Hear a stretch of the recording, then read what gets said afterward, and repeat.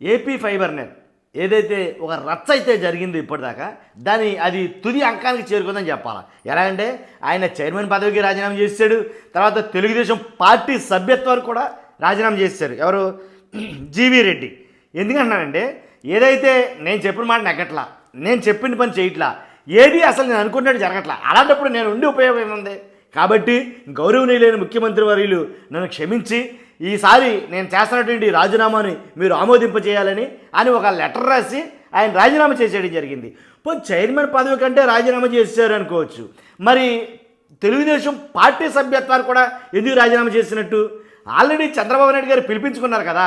ఎవరైతే ఈ జీవీ రెడ్డిని, చైర్మన్ జీవీ రెడ్డిని, అలాగే ఎండి ఎవరైతే ఉన్నారో ఆయన దినేష్ కుమార్, ఆయన కూడా పిలిపించుకొని మాట్లాడడం జరిగింది. ఐఏఎస్ ఆఫీసర్ దినేష్ కుమార్, వీళ్ళిద్దరూ పిలిపించుకున్న తర్వాత మాట్లాడించుకోవడం జరిగింది. మాట్లాడించిన తర్వాత ఈ అనూహ్యమైనటువంటి ఈ నిర్ణయం వెనక ఏం జరిగి ఉంటుందని చాలా మటుకు సర్వత్రా ఉత్కంఠ అయితే నెలకొందని చెప్పాలి వాస్తవంగా అయితే కనుక.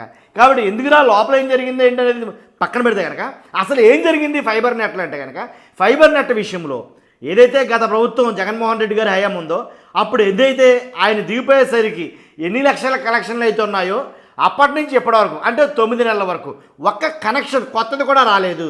కొత్త కనెక్షన్ ఒకటి కూడా ఇప్పుడు వరకు 9 నెలల్లో వాళ్ళు చేయలేకపోయారు అధికారులు. కానీ అలాంటి అధికారులు ఉన్నంత ఉపయోగం ఏంటి, లేకపోతే నష్టం ఏంటి అని ఇలాంటి అధికారులను అందరినీ ఏరి మొత్తం మీద 410 మంది అధికారులు అయితే కనుక వీళ్ళందరూ కూడా శుద్ధ దండగా ఈ ఫైబర్ నెట్లో, ఏపీ ఫైబర్ నెట్లో ఈ 410 మంది మనకు అనవసరం కాబట్టి తీసేస్తున్నాను, వీళ్ళని ఉద్యోగాల్లో నుంచి తప్పిస్తున్నాను, తొలగిస్తున్నాను అని చెప్పడం జరిగింది.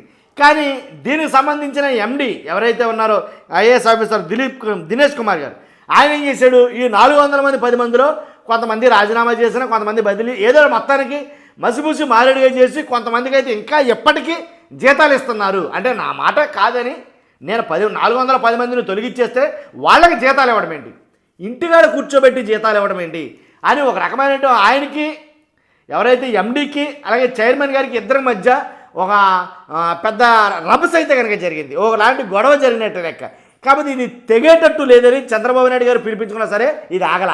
కాబట్టి వాళ్ళతో పాటు ఇంకో 3 మెయిన్ కీలక వ్యక్తులను కూడా సస్పెండ్ చేయాలని, అలాగే ఎవరైతే ఈ ఎండి ఏపీ ఫైబర్ నెట్ ఎండి దిలీప్ కుమార్ ఎవరైతే ఉన్నారో ఈయన కూడా అవసరమైతే సస్పెండ్ చేయాలనో లేదా బదిలీ చేయాలనో పట్టుబట్టడం, జీవీ రెడ్డి పట్టుబట్టడం, లేదంటే కనుక ఏపీ ఫైబర్ నెట్ మూతేసుకోవడమే, దాంట్లో ఎలాంటి డౌట్ లేదు అని చెప్తే అంటే నిజాలు నిక్కచ్చిగా నిరభ్యంతరంగా ఏపీ ఫైబర్ నెట్ విషయంలో ఆయన చెప్పిన మాటలో 9 నెలల్లో మేము ఓడబీకింది ఏమీ లేదు, ఈ 9 నెలల్లో ఏ అధికారి మా మాట అంటలేదు, ఇలాగా నేను పైకి చెప్తాను, పైకి చెప్పిన వాళ్ళు చాలామంది ఉన్నారు.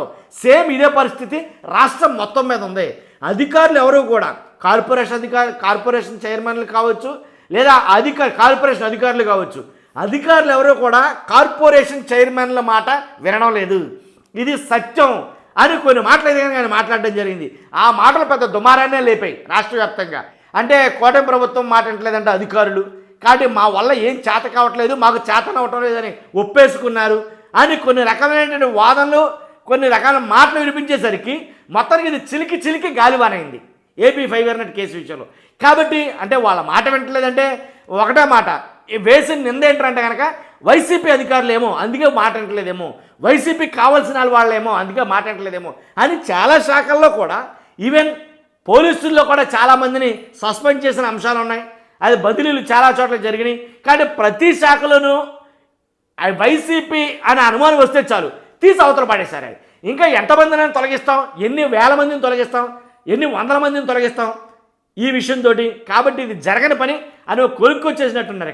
కాబట్టి ఏపీ ఫైబర్ నెట్లో కూడా అదే జరిగింది.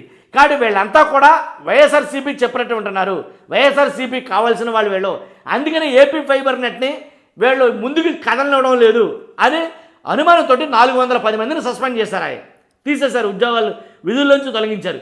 విధుల్లోంచి తొలగించిన వాళ్ళని మళ్ళీ మీరు ఎందుకు వాళ్ళకి జీతాలు ఇచ్చారు, ఇది గొడవ వాళ్ళకి ఈయనకి జరిగింది. కాబట్టి ఈ విషయంలో మొత్తానికి ఎలాగైతేనండి చాలా వరకు ఆఖరికి పోయిన జీవీ రెడ్డి ఆయన కోపం వచ్చో లేకపోతే చంద్రబాబు నాయుడు గారు అన్నారనో లేకపోతే ఆయన చెప్పిన మాట జరగలేదనో ఆయన నేను ఇలాగ రాజీనామా చేసేస్తానని అంటే కనుక దాన్ని యాక్సెప్ట్ చేసింది కూటమి ప్రభుత్వం ఓకే నువ్వు రాజీనామా చేస్తావు అయితే మేము ఆమోదిస్తున్నాం అని చెప్పేశారు. కానీ ఆమోదించడం కూడా ఒక అందుకు కొంచెం సమంజసం కాదేమో అని అనిపించింది. కాబట్టి వాళ్ళని అవసరమైతే నయానో భయానో జరిగింది ఏదో జరిగింది, ఇక మీదట అలా జరగదు అని చెప్పేసి వాస్తవానికైతే కనుక జీవిరెడ్డి ట్రాన్స్పరెంట్గా ఉన్నాడన్నమాట చాలామంది మాట్లాడతారు. మరి అది ఎంతవరకు వాస్తవమని తెలియదు కానీ కాబట్టి జీవిరెడ్డి సైడ్ అయితే కనుక తప్పేం లేదు. కానీ ఆ లోపాయకరంగా కొన్ని ప్రాబ్లమ్స్ అయితే ఉన్నాయి ఏపీ ఫైబర్ నెట్లో.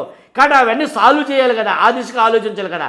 జీవిరెడ్డి నేను రాజీనామా చేస్తానంటే వెంటనే ఆయన ఆమోదించేయడం, పార్టీ సభ్యత్వానికి రాజీనామా చేస్తానంటే వెంటనే ఆమోదించేయడం, ఇదంతా కూడా ఎలాగైతే కనుక ఇదే రకంగా చాలామంది ఉన్నారు. మరి ఇలాంటి ప్రాబ్లమ్స్ ఫేస్ చేస్తున్న వాళ్ళు చైర్మన్లు చాలామంది ఉన్నారు.